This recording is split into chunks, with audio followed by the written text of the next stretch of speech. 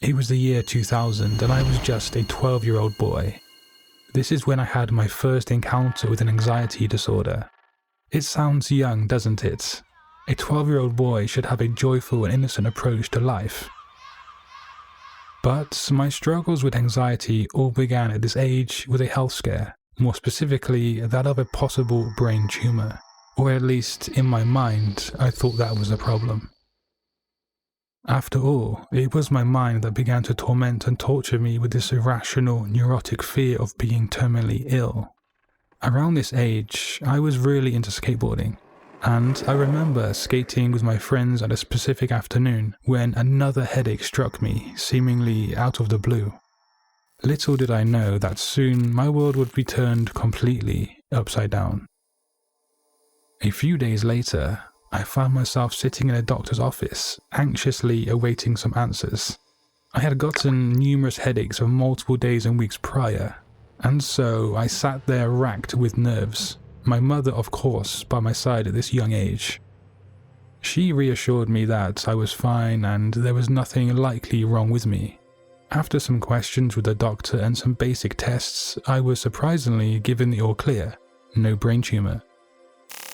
As I left the appointment and the doctor's surgery, I felt a huge weight lifted off my shoulders. Waves of sheer relief washed over me with fast torrents of joy. However, that relief would be short-lived. Something else was soon to come along, something that would haunt me for years to come. It wasn't too long later that I was diagnosed with something I'd never heard of before, hypochondria, or in other words, health anxiety. It's a condition characterized by obsessive and irrational worries about having serious medical conditions. It might sound silly to some, something that could just be easily brushed off, but for me and many others, it's not that simple. Anxiety disorders aren't just a fleeting feeling of worry, it's a disorder that consumes your entire life. It's a breed of torment that, wherever you go or whatever you do, it's always there with you. You simply just can't escape it, even though later I would try and find various ways to escape this horrible way of life. Every single day, I lived with the constant fear of imminent death or serious illness. The belief that my days were numbered haunted my thoughts and colored my existence in a shade of formidable grey. For multiple years, this was my reality. I more or less kept it to myself and tried to carry on as best as I could. During my teenage years, I was already dead set against drugs and alcohol, but as I reached the last day of secondary school at the age of 16, I found myself succumbing to self-medication and becoming somewhat of a hypocrite. I started to smoke cannabis and consuming alcohol, hoping it would provide some respite from the relentless anxiety that plagued me. But, of course, the underlying hypochondria remained, lurking in the background. In fact, a lot of the time, the cannabis would just increase my anxiety levels, but I carried on in this way all the same. Despite the hardships, I chose not to pursue traditional medicine or cognitive behavioral therapy, commonly known as CBT. I believe that there must be another way, a path that would actually lead me to overcome my anxiety disorders.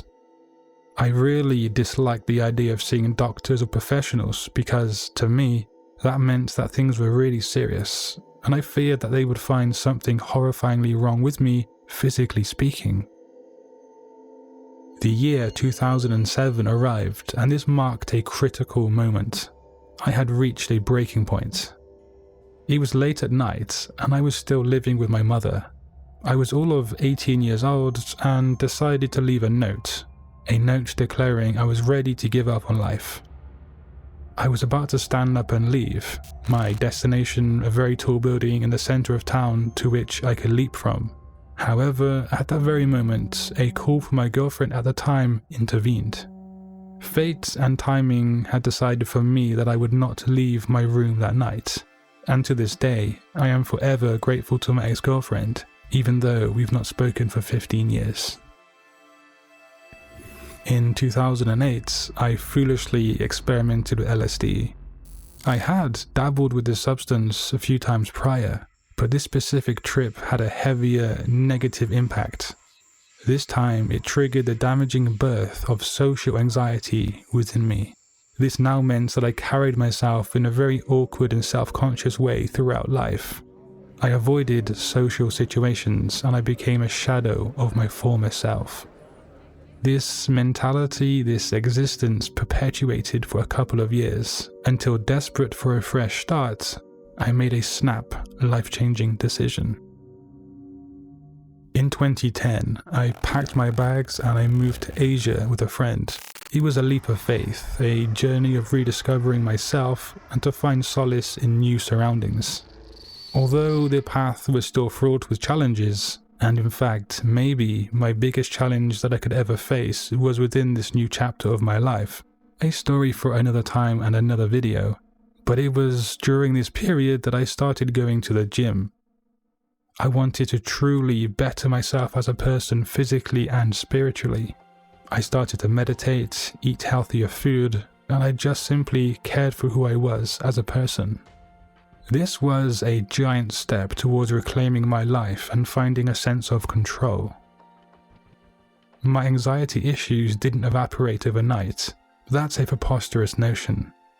It was a long and a grueling total life transition. I've learned that confronting anxiety disorders head-on is the one way to overcome its grip. Conquering anxiety does require a holistic approach, a complete lifestyle change with many different moving parts. Personally, I don't believe in relying on long-term medication as the sole solution. I feel this merely covers up a problem and allows for it to manifest later down the road. For the longest time, I've yearned to share my story, to let others know they're not alone in their struggles. And now I'm determined to build a community that will serve as a platform for individuals suffering with anxiety to come together, discuss their situations, learn from one another, and begin the process of reclaiming their lives. It won't be an easy journey, and it will require patience, time, and persistence. And above all, the concept of brain plasticity, i.e., the rewiring of our brains to function differently compared to before. I invite you to join me on this path of transformation, to check out the other content on this channel, and take the first step towards taking back your life. Today, right now, this marks the beginning of your journey to freedom.